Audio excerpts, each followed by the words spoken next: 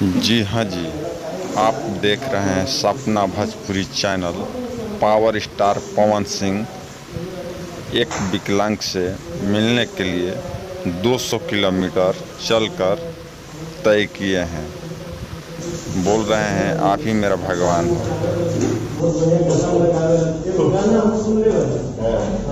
वही गाना पर हम बहुत दयालु हैं और वही गाने को सुनकर कहाँ से आता है? मोतिहारी जिला शहर बुनियाद 13 रात 10:30 बजे हम 13 बजे से ये सवारी सही रहा।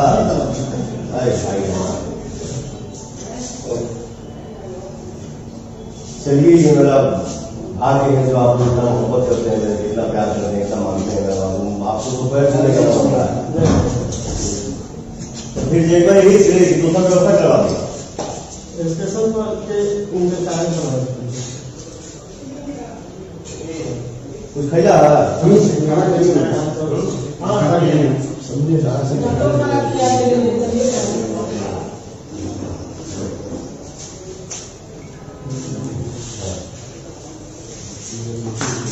10 रुपये।